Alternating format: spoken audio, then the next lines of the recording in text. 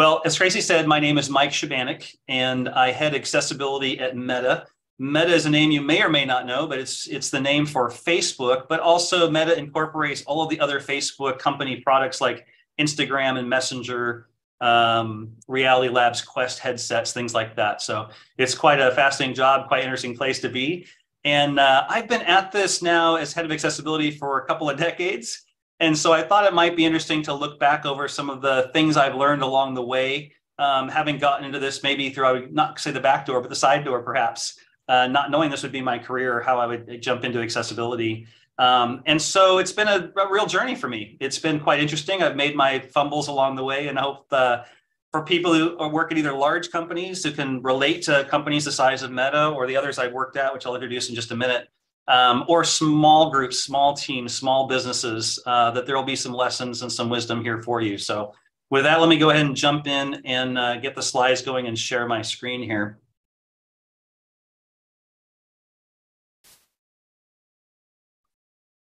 Okay.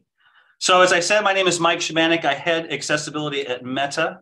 I have previously worked as head of accessibility at Apple, at Yahoo, and at Meta. And so on the screen here, I've got the three corporate logos if you're not seeing those directly.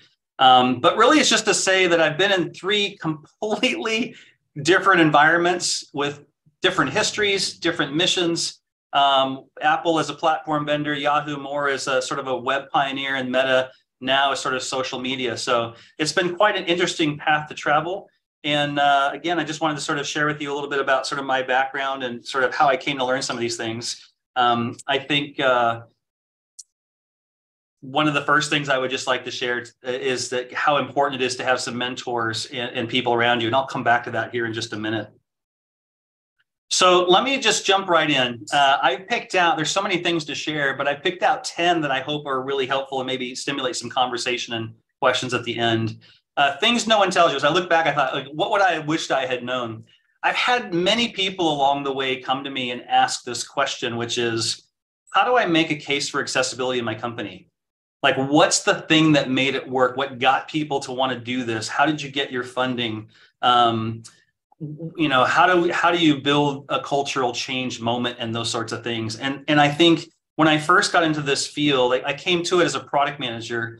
And I think a lot of people probably know me as the product manager who led the creation of the voiceover screen reader. And that's kind of how I got started into accessibility. And it just started building from there. And pretty soon I found myself as head of the accessibility work at a large company like Apple. And so I think at the time I kept thinking there's probably some really formal way to do this. There's probably a playbook somewhere. Somebody's probably done this before and I'm just missing it. Or maybe I'm just fumbling around and just trying to figure this out as I go. And so for those of you who are waiting to find that magic formula, I just want to let you know, take the pressure off of yourself. I haven't yet found, and in all the people I've talked to and the elbows I've rubbed and the conversations I've been in, I really haven't found a single sort of formulaic way to do this. And the best way to describe this, I think, is you kind of have to adapt accessibility to the culture of your company. I'm going to repeat that again because I think it's really important. You really have to adapt accessibility to the culture of your company. And I'll give you a couple of examples. When I was at Apple, it was not easy to get the accessibility work started after 10 years when it had lapsed. And I think people know that if they've been in this field a long time. And that's because Apple itself was going through some really dramatic business problems and, of course, pulled back out of that. But in that in-between time, accessibility really kind of languished. And so I kind of had to pick up the ball and say, hey, we should go back and do this.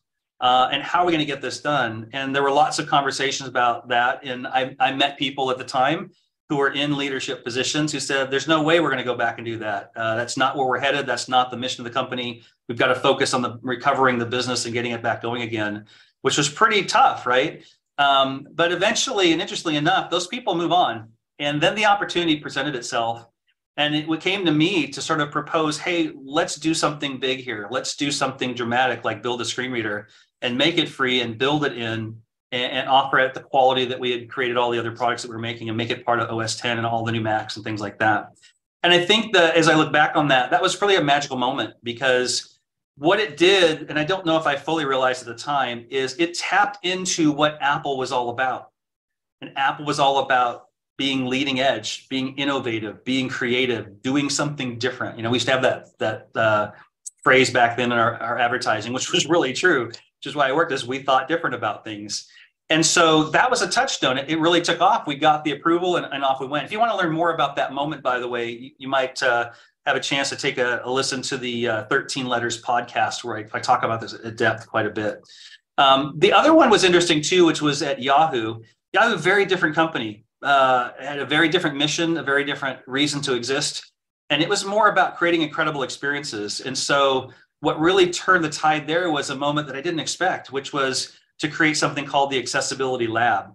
And this was a specific space that we had created to create demonstrations and equipment of assistive technologies, and not to show how things didn't work and they were broken and this needs to get better, but really to showcase how assistive tech works so well when things were built correctly. And we set up a lab for people to come and visit. It turned out it was the only space we could get was in an off-site building off to the side of our campus on the 4th floor. Used to be a filing room. It was a pretty small, dank place on the side, and that was kind of typical for accessibility back then. But we kept our nose to the grindstone, and we created these 4 demonstrations, little cubes, if you will, places you could go visit. And one of the things that we did was invite our executive team to come visit this space, because while they knew about accessibility, they didn't have firsthand experience with it, most of them. And we were able to demonstrate to them exactly what this was, why it was so important, and how we did it, and what it should look like when it's done really well. And I'll come back to this later, perhaps, but what I didn't realize at the time was how responsive the staff would be.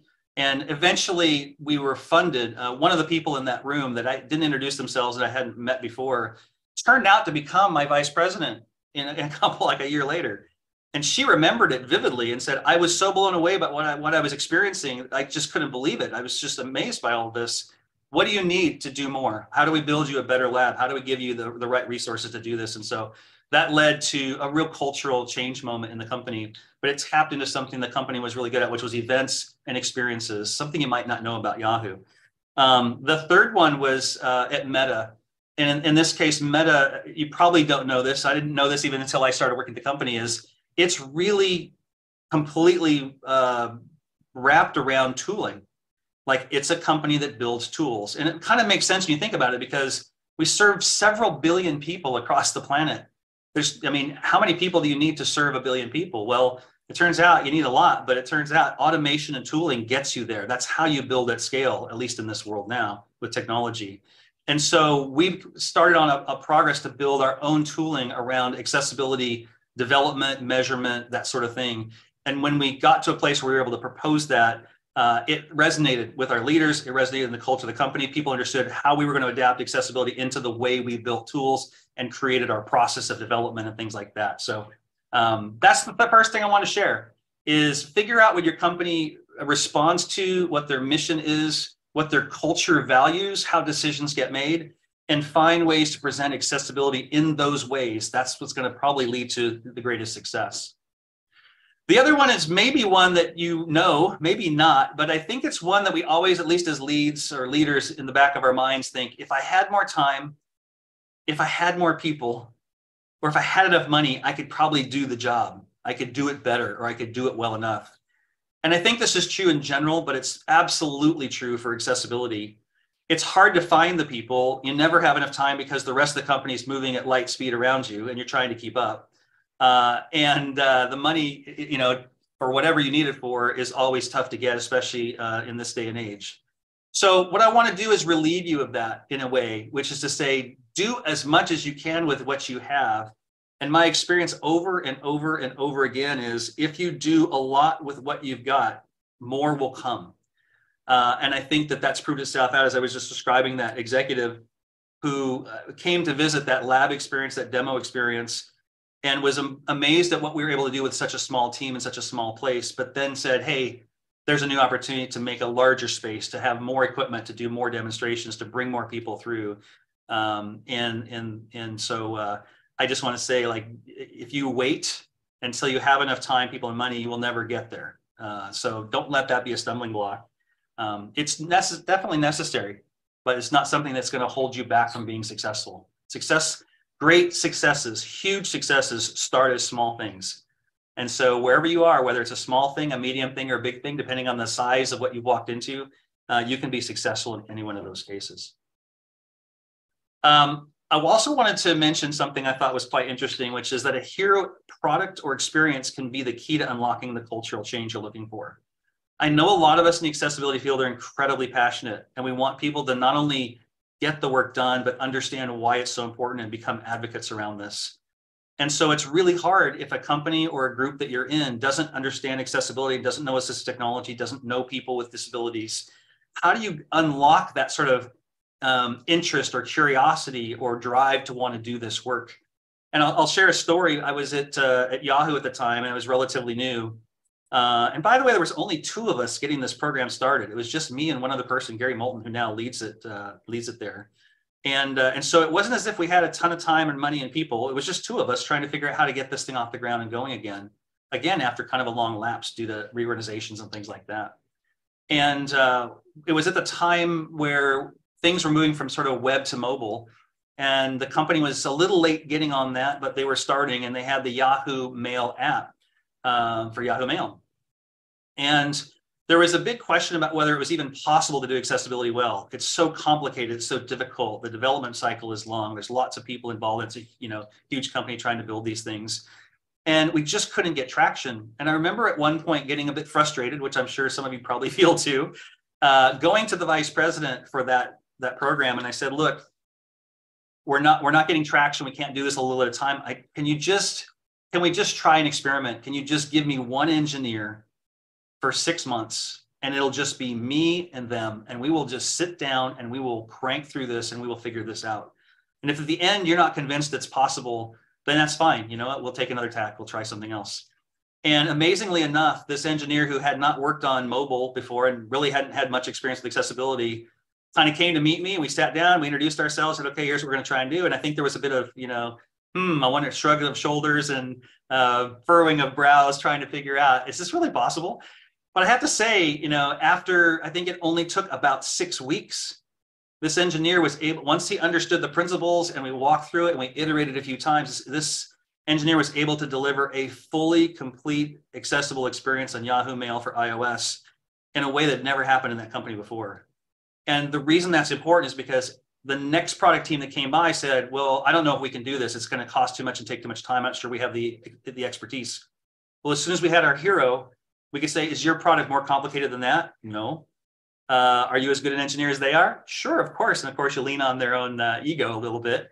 And I said, well, so we have a team that's done it. We have a person who's done it. And we have a product that you can reference. And they went, I guess it's doable then. And they did it. And then pretty soon we had 2 and then 3 and then 4 products. And it created this incredible domino effect of it can be done. And here's what good looks like. And now we know how to do it. And there's people you can ask. And that was critical. We gave that engineer a lot of stage time, if you will, to present their sort of case history and make them a hero about how you got from 0 to 1. And that just unlocked this incredible cultural change across the company where people said, hey, this can be done, it can be done well, and we know how to do it. Number 4, don't confuse the value of getting work done with making true believers. I think this is one that doesn't show up initially, but if you've been in a program for a long time, or maybe you've come from another program that was working on accessibility, it's deep in our hearts. And I know, especially if you're watching this, you've probably been in accessibility. You're passionate about this. Like, you want people to care. You want them to be advocates. You want them to create that cultural change that will cause the ripple effect of all these products getting better and more accessible. All wonderful things, all really important things. But looking back over the last couple decades, what I've also noticed is it's really easy to slide away from getting the work done and making it accessible and making the person who got the work done a true believer. So I'm not going to dissuade you from making true believers. I think that giving people that passion, exciting them, giving them inspiration, super important. But I also recognize now more than I have in the past that sometimes an engineer or designer, this isn't their full thing. This isn't their only thing. And they've got other missions and incentives in the company or in their career. But that doesn't mean they don't care and they can't get the work done. And so I just want to really share with you, to value the fact that people can get the work done without necessarily being an advocate or being what I would call a true believer. And that's valuable. It's important. And in fact, it's necessary because, as we talked about before, accessibility teams by definition will never be as large as the rest of the company they're supporting. There's always this ratio. And I've estimated that in my past at, it could be in your case 1 to 10, it could be 1 to 100. And in some of these large enterprises, it could be 1 to 1,000. So you have to lean on the support and the ability of those 1,000 engineers, designers, writers, whatever, administrators, technologists to get that work done. And they can do it and they will do it. They don't always have to say, I'm only doing this because I'm an advocate of accessibility. Sometimes it's just, I got the assignment, I need to get it done and off we go. And that's okay. So be okay with that because at the end of the day, what we're serving is the end user, the person who's using these products and getting these experiences and experiencing a more accessible world around them. So number 5, tools and automation are necessary, but not sufficient. This is one that I didn't really learn until much later, and I probably should have known this sooner. And if I had, I probably would have been better off for it. So I definitely wanted to share this with you. And of course, we're being sponsored by DQ, so tools and automation near and dear to their heart as it is to mine. I think even in terms of the best tools available, and DQ certainly has some of them, the amount of coverage that's possible today is about 40% of all of the things that an experienced person using assistive technology might find. So we can't sort of punt on that and say, well, just use a lot of people. They're really smart and they might be better than a tool. People need the tools to be able to get to that 40% and also the remaining 60% that you really want to understand and cover about your product or experience. So tools and automation, super, super important. There are some intractable problems right now in terms of automation. And these are things that my company and my team are working on through the W3C with ARIA AT and ARIA APG. These are standards that effectively say, here's a standard way of implementing perhaps like rendering of web pages through assistive technology. Those sort of exist for the web today. We write once and we can deploy across any web browser on any platform. People can experience that. But from an assistive technology point of view, that doesn't exist. Like there is no single target. And so companies are sort of forced to have to write and test and qualify a unique code against every combination of assistive tech and browser and hardware device and operating system. So there is definitely some limitations there. And what that results in is you have to go in knowing you're going to need some experts. You're going to need some people to supplement the tools and automation that you have. So you definitely don't want to have just people. You definitely don't want to have just tools and automation. Both are going to be important. And sometimes I think that we have this sort of utopian view that, hey, at some point soon, I'll just have a great tool or automation will take care of this for me and we'll be able to catch up. And I just want to say after a couple of decades in this field, I think we're still a ways away from that, but work's being done to make that possible in the future. Okay, so let's go on to the number 6. And while I'm here at the break, I just want to say that these are numbered to help you work through my top 10 list, if you will, but they're not in order of importance or even chronological order. So don't misunderstand the numbering here. It's really just to give you a sense of what I consider to be maybe the 10 most interesting and useful bits of wisdom I've gleaned along the way. Number 6, I said, don't underestimate the power of a good demo. And I can't emphasize this enough. And the key word here is good.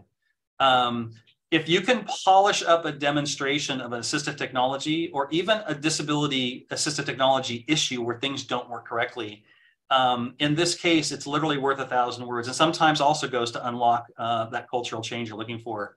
And it's interesting because I had this experience at the very beginning of my career in accessibility, and I've just had it recently now after a couple of companies later. A lot of times we talk about these things, and the longer you're in this space and in this business, you start to use what I call waving of my hands, which is we sort of use acronyms and you know what I means, and I'm sure you understand what I'm talking about, and sort of shortcut like the issues and the problems because they're sometimes nuanced, they're sometimes difficult to understand. But for administrators, for managers, for leaders, for executives and companies who don't work with this stuff every day, it's really hard for them to get a handle on this. And being able to provide a good demonstration like I was talking about in that accessibility lab, where they could come and actually watch a screen reader being used, they could understand and use a magnifier. They could start to use things like switches for control or keyboard-driven interfaces. It changed the perspective. It took it from something that was sort of academic to something that was very what I call first person. which is very personal. They had, and this was the mantra of our accessibility lab, is give people an experience they will never forget. And that was super critical. It was very powerful because sometimes the first experience people had with accessibility was in that space, in that company. And that power was recognized by so many people because companies all throughout Silicon Valley would come and visit this space to understand how was it we were creating this excitement and enthusiasm, but also sort of educating people in a way that was so powerful that a lot of the work was getting done very quickly. And we were able to leverage all the other people and technologists in the company. And it really all started back with something very simple was, instead of me telling you about it, instead of me sort of arguing about it, let me just have you live through it for a moment. And the key to that, of course, was to not stop at the problem, but show the solution and make sure that people understood this can work really well. And this is how it works really well. Let's make sure that we're building in a way that gets us to that place. Number 7 is you can't be successful without the disability community. Now, I could have put this number 1, and I probably should have, and I could probably put it as number 2 and number 3 and number 4 and number 5 and probably number 10 to finish. I can't emphasize this enough, but you really can't be successful without the disability community. I have so many examples of this, but I think let me share a couple. The first one was when we went to go create VoiceOver, and my vice president was like, okay, so like, how are you going to go about building this? Because we don't have any accessibility experts in the company. At the time, it was tough to find people with disabilities who use screen readers. And I said, like, the only way we're going to be successful at this is if we actually open this up to the public and actually engage with the disability community. And at that time, 10, 15 years ago, that wasn't something Apple did. Everything was very secret and held tight to the vest. But we did. We created something called the Spoken Interface, and we made it a public beta, and we invited people to ask. And I literally was the moderator of the email address, and we had several hundreds of people around the world writing feedback and giving us recommendations and things to sort of build out what would that screen reader be and how would it work and what did people want, what were they happy with. And I can't imagine another way that could have been possibly successful. We definitely would not have been successful without that community engagement. This also holds true with disability organizations. Like, we make it a point at Meta, and I've done this in the past at other companies, but the only successful programs I've seen have taken this to heart, which is to engage with the disability communities and leaders in the country and outside the country to understand what those issues are. How do we communicate the things that are being built to those people who need to use it? One of the biggest gaps we have now, say compared to 15 or 20 years ago, where it was really hard to find assistive tech. And when we found it, it was often really expensive, and it was usually done by sort of third-party, oftentimes mom and pop developers or a couple of companies that were very good at this. But it was sort of off to the side. It was hard to find and get. And I think being able to sort of engage with the disability leaders, now we understand there's actually far more assistive technology in products. I mean, if you look at some of the mainstream technical platforms from Apple and Google and Microsoft and all the others, accessibility is built in a great deal. Like, there's still more to go, but there's so much there. But what we're learning from the disability leadership is a lot of people who need it and want it don't know that it's there and don't know how to use it. So that's only going to happen if we have a continuing dialogue with the disability community about, what do you and don't you understand, and where is this going? And I think particularly at Meta, as we're thinking about the metaverse and the sort of immersive internet, things with augmented reality and virtual reality, accessibility is going to be very different in those environments. And it hasn't been invented yet, but we're going to do this together. And we're already reaching out through groups like XR Access and individual organizations to understand, what do you know about these technologies and what can we share and tell you about them so that we can build this together and make it great. Let's see, number 8, progress doesn't always feel like progress. Boy, this is a lesson I continue to learn. And I think, especially as a leader of a team, super important to understand. There are times when you will be doing the work and you will be doing it well, but it will not feel good. And I just want to let you know that, because that may be true in general, but it's certainly true in terms of accessibility. And it's true for a particular reason. I think there's a sense generally that accessibility is far behind the curve. And I think that there's some truth to that for sure. We need to catch up. We need to get better. We need it to be more mainstream. We need to be thought of first, not last. We need to be building for accessibility, not remediating the broken accessibility. But you never know where that's coming from or the effect you're having. And I just want to share with you that if it doesn't feel good, just look at what you're doing and know that what you're doing matters. It matters a lot. It matters to the team you're working with. It matters to the company you're at. It matters to the people who use your products and services. And I'll just tell a quick story here that I think was, for me, kind of an interesting lesson learned. I was in this lab I was telling you about. I was talking to someone named Alan Brightman, who's a founding father of this kind of work. He happened to be there visiting. And a guy walked in the room. Now, this is across an intersection, an outbuilding on the 4th floor in the back, a place that if you didn't know you were going there, you wouldn't find it. And this was very early on. We were just getting started. And I was asking him for advice and some support. A guy walked in and said, "Hey, is this the accessibility lab?" I said, "Sure." And he goes, "Oh, okay. Can you show me some, like, what do you see here? What do you do here? And can you show me some of the stuff that I've heard about? Somebody sent me over here." I said, "Absolutely." So, sorry, Alan, I need to kind of stop for a minute and go talk with this guy. And so we sat down for about 30 minutes and I just walked him through like the basic fundamentals of accessibility, why it's important, why it's how we do it, what assistive technology is. We talked about a screen reader. We talked about things like labels and roles and traits and stuff like that. We experienced some good and bad things. And we kind of walked through kind of the fundamentals for about 30 minutes, the best you can do. And then he kind of said, "Oh, this is awesome. This is great. Thanks so much." And he left. I didn't think too much about it. Alan looks at me and says, "Do you know that guy?" I said, "No." And he goes, "Do you think he understood anything about what you were talking about?" And I said, "Honestly, I hope so, but I don't know, but we do this. This is what we do. And then we see what happens." Well, lo and behold, it was about 3 months later, this guy came back. And he said, "Hey, do you remember me?" I said, "Sure." And he goes, "I came by and you gave me a little demo." I said, "Great." He goes, "I want to show you what I've been working on." I said, "Oh, wow, awesome. What have you been working on?" He goes, "Well, this is Yahoo Fantasy Sports. And I think I've made it accessible." And of course, I was like, "Really? How could you possibly do that with 30 minutes of training?" He showed it to me and it was unbelievable. And it's still to this day one of the most accessible apps Yahoo produces, fantasy sports. This is not a productivity thing, right? This is for fun. This is what people do with the rest of their time. And it was just such a great example of something that they didn't need to do, they didn't have to do it, but they just wanted to do it. And he said, "Yeah, I kind of went away thinking, I wanted to try that out with my own app, and I realized none of it really worked like you showed me. And then I just sat down and just started plowing through it. And then I found some people with disabilities that could give me some feedback." There's another example. And lo and behold, 3 months later, absolutely incredible. So that was one of those cases. I think it's a simple example, but it's one of those cases where I thought, I didn't know if what I was doing was making that much difference, especially in that particular instance, but it paid off in just huge ways. And of course, with fantasy sports being accessible and Yahoo made it accessible, all of a sudden, a bunch of other products came along. And I use that example because it resonated with me so early in my career, but it happened at Apple, it happened at Meta, and it continues to happen at other companies as well. So I would just say, hopefully this is encouraging for you.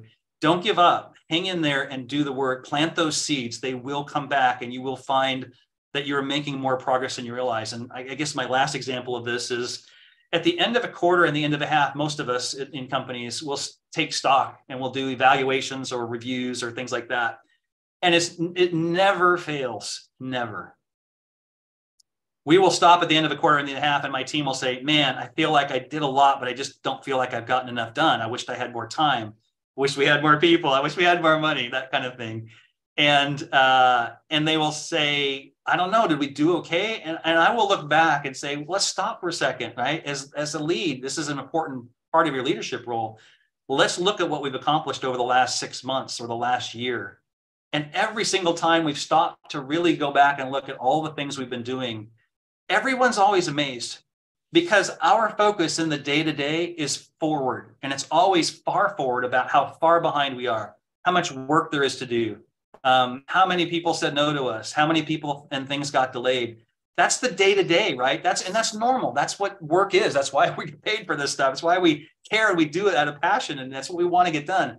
But it clouds our vision. It clouds our understanding of how much work we've actually accomplished and how much we've actually put down. So I just want to give everybody out there an encouragement that even if it doesn't feel like you're making progress, if you're sticking to it and using all the things you're learning throughout AXCON from all these other sessions, which are absolutely great, it is going to make a difference and it is going to matter. If you can stop for a moment and look backwards, you'll realize how far you've come.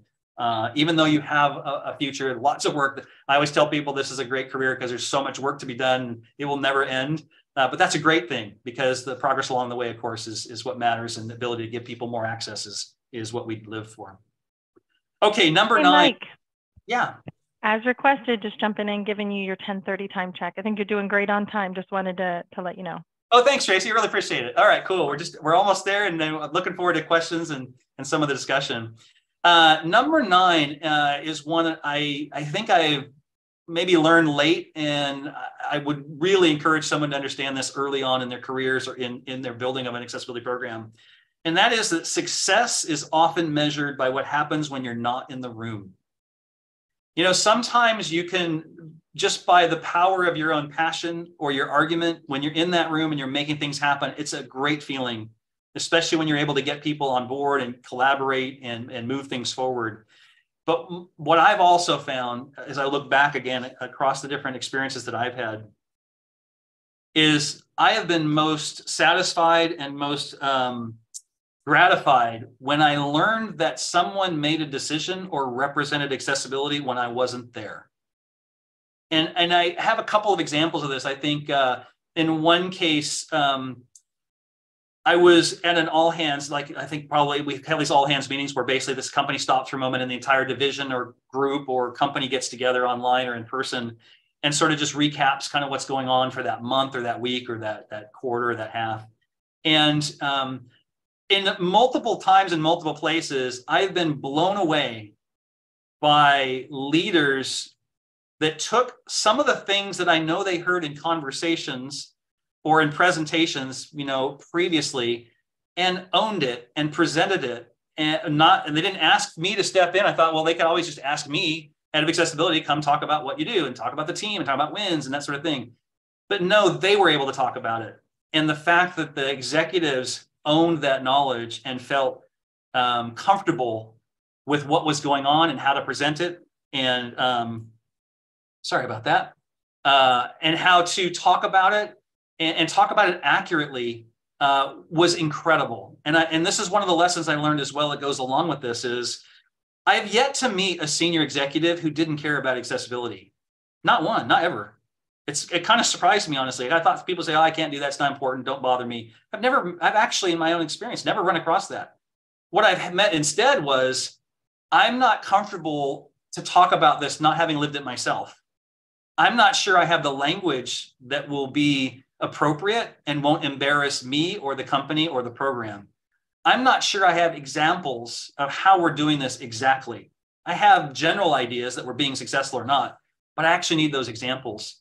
And so what this has caused me to do, and where I've even seen more success, is when I'm talking with my seniors, my senior executives, I try as much as I possibly can to give them those talking points, to give them those first person examples, like with those demos.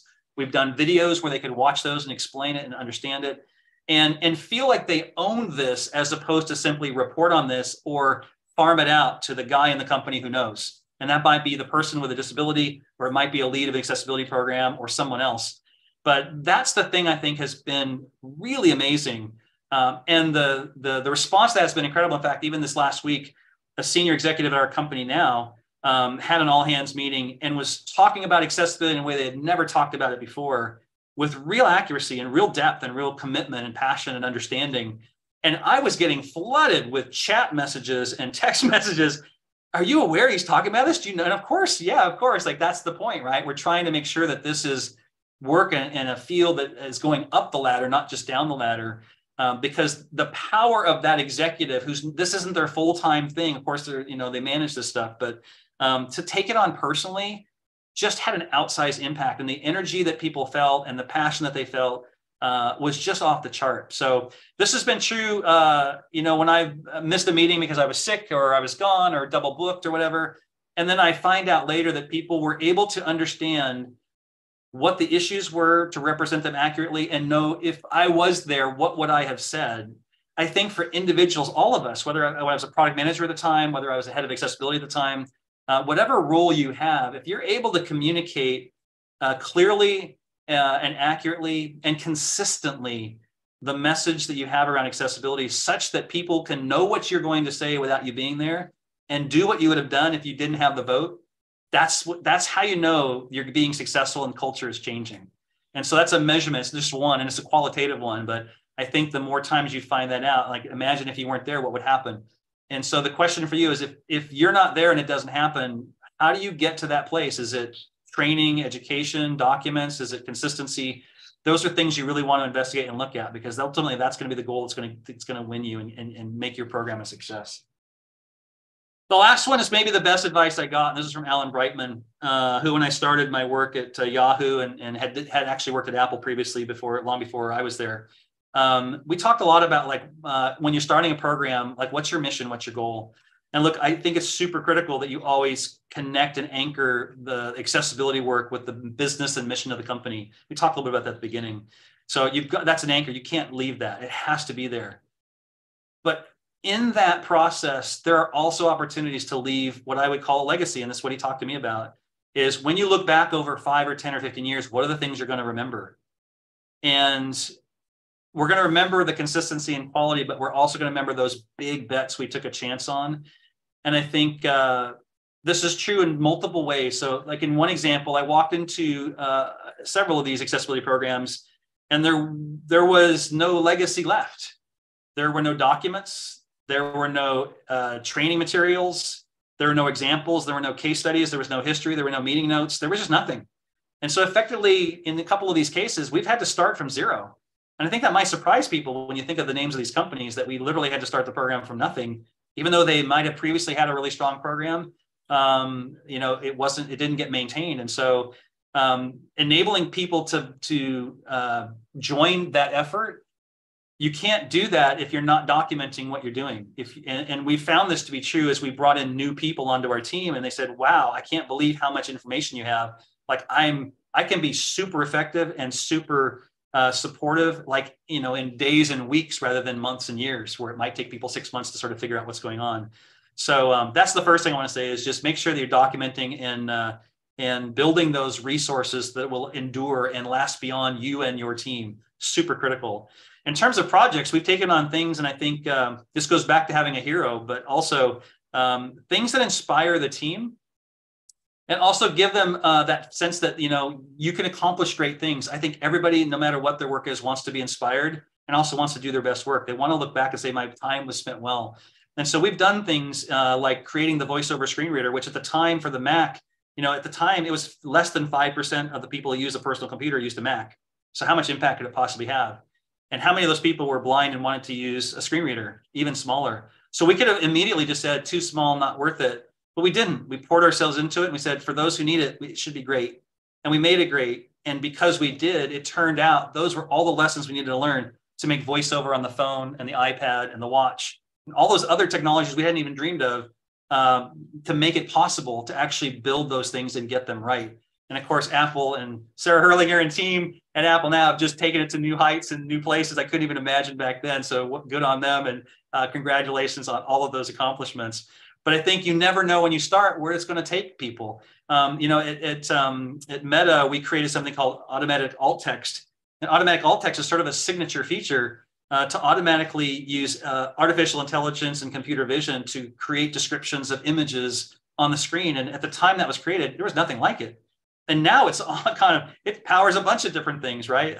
It's sort of commonplace, but until you build something, and I know internally it sort of energized the team, but also like, hey, we can make a difference here, and we can be successful. And since then, we've taken on giant projects like the Speech Accessibility Project with a host of other companies and disability organizations, universities, to sort of improve the way speech interface technologies recognize people that have speech patterns related to disability.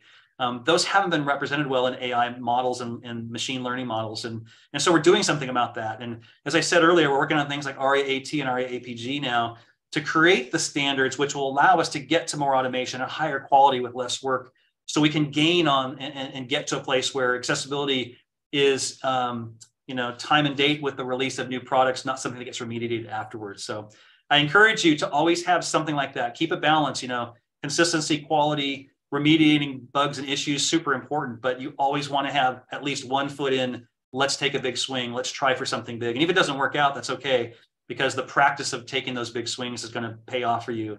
And I think if you look at any successful program, there's always a hero product or a legacy experience that they've left or created or pushed the envelope in some way. So definitely hallmarks for a successful program. Well, thank you guys so much for your time and attention. I'm going to show one slide here that has all 10 of these things no one tells you when you get started, but I hope are inspiring and helpful and insightful for you as you build out your programs. And I'm going to hand it back to Tracy to see if we can take some questions. Mike, thank you so much. That was wonderful. And we have got some great questions for you. So I'm just going to go ahead and dive in. Great. First thing I will say is lots of folks are interested in learning more about an empathy lab. Can you just speak a little bit to that? Do you have any videos or anything showing empathy labs? Yeah, and so this was work that I started back at Yahoo and has subsequently continued. There's a video, a wonderful video, and it's captioned. I think there's audio descriptions versions of it on Yahoo's accessibility page. I just checked this out last week as I was thinking through this presentation. And so if you have a chance, I would highly recommend you go back and visit that.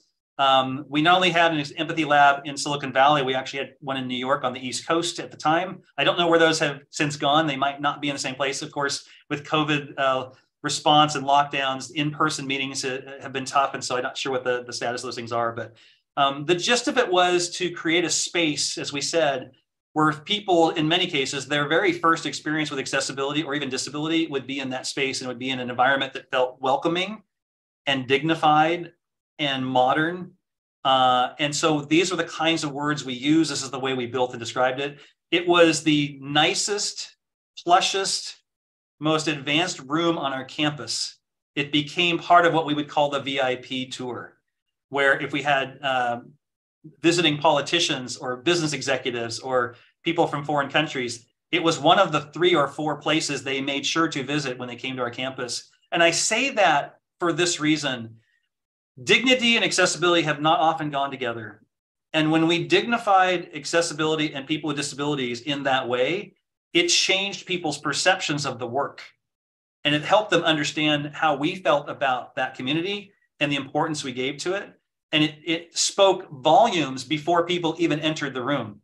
And then when they got into the room and they started to understand how accessible technologies, if they're built well, can work really well for people, they had never experienced that before. And so when they left, they had something to tell themselves and their friends and their family that they never forgot. And I still have people today, this is 10 or 15 years ago, will reach out to me and say, I remember going to that space and it was so amazing what I saw. I'd never seen anything like it or experienced that. And of course, we had people with disabilities in that room talking about these things. And so they're like, they were so amazing, like they were effective and efficient and clear. Of course they are, right? Of course they are. That was their first experience in a place where they could ask silly questions and maybe questions that were uncomfortable. And we made it a place of comfort. And so it really invited people. And of course, what propelled it was that they told their friends and they told their friends, and pretty soon it got out to the rest of Silicon Valley, and companies from all over the valley were coming to experience this, and many labs and similar empathy centers have grown since then. So that's a little bit of that story, but it's a wonderful, wonderful story to tell. Great. Yeah, thank you. All right, another question for you. Do you have any tips on presenting accessibility to teams to make it less daunting, specifically for teams who haven't thought of accessibility as part of their job? Yeah, it's a great question. And it's always that sort of introduction thing, like where do you start? If there's so many things broken, where do you begin? And I think my experience has been, in most cases, most of the time, simply labeling things, especially for screen reader users, is one of the easiest, fastest, cheapest things you can do to have the biggest impact, because it suddenly presents an entire user interface that otherwise would be kind of effectively invisible to people. And it's low cost work. It's pretty straightforward. I think, again, the big example here is to, and this is something I know about engineers and designers, is they're passionate and they're smart and they care about the quality of their work. And so we can show an example. I mean, even if it's like at the beginning at some of these companies, I had to grab products from other companies and say, this is great. Look how great this is. And of course they were like, wow, that's really awesome. And then we say, okay, let's look at our product. This is something we did in that lab. And we would say, bring your product. And they go, oh, don't show our product. And they knew immediately, like they already knew they needed work because they hadn't focused on it. They haven't given it intention, right? And so before we could even say anything, they're like, oh, I bet I should probably be doing, like, they had the focus go to the right place. And then they had, you know, the labels were good. And then they had the, you know, a description of what was on the screen. And they were already kind of editorializing their own problems and issues before we even had to say anything. And we kind of laughed a little bit after a while, because it became so routine that when we'd show these great products, and sometimes eventually they were our own company's products, but it was from a different team, they would just sort of self-critique. And so we didn't feel like we had to be the cop. And this is the critical piece. I'll share this as sort of how to close on the question. You don't want to be the police officer, right? You want to be sitting next to them, shoulder to shoulder, looking at something else in front of you saying, how is that going? Is that like this? Is that like that? Is that good quality? Not being the one saying, look how bad this is, look how terrible this is, you need to do better. Because you want to be in that position of saying, let's both work on this together. Let's both make this great. Let me teach you something new. Let you be a better engineer, a better designer. And so if you can find that way to sort of be with them in this and objectively look or review something else, like on a device or on a screen or it works, right? But every time we've sort of said, let me tell you what's broken here, let me tell you what's wrong, then we end up becoming the sort of the lawyer, the defense, like the prosecutor, I should say. And we want to be the defense lawyer, like, hey, let's get you off the hook. Let's get you in a good place. So that was a good lesson as well. Absolutely.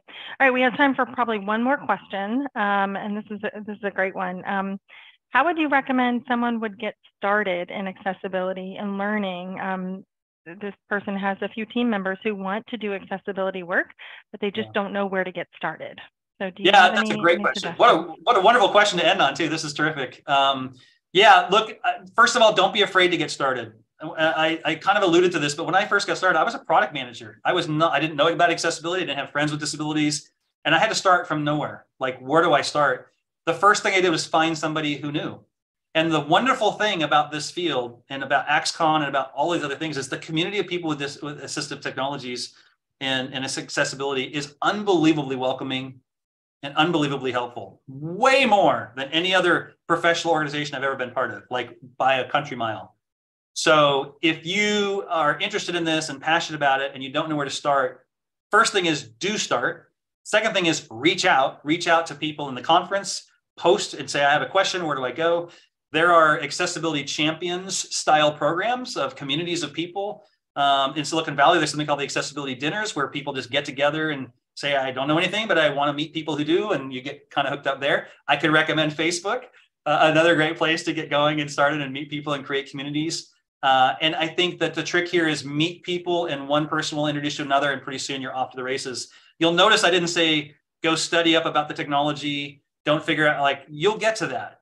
The key for you is meeting people with disabilities, getting connected to the community of people who are either building these solutions or using these solutions. That's going to be your best bet going forward. And they're going to introduce you to it in ways you had never imagined. And that's going to lead you down the right path. But conferences like this also awesome. So many resources available online now that didn't exist, say, even 5 or 10 years ago. Absolutely remarkable. So there's lots of technical stuff, but if you just do the technical part and don't understand the culture or the people or the need, you're not going to get there. So I would really encourage you to take advantage of that first and then develop those technical skills as you go. That is great advice, Mike. I couldn't agree with you more. Well, this concludes our session. I just want to say thank you again, Mike, for being here with us and sharing your top 10 items. I loved them. Somebody made a comment, number 8 should be on the t-shirt somewhere. Love that. So we'll be looking out for that t-shirt coming, right? Thanks, Tracy. Future marketing opportunity. Thank you for that. Go. Awesome. All right. Well, again, thank you so much. And thank you all for joining us. We hope that you enjoy the rest of AXCON. Thanks, everyone.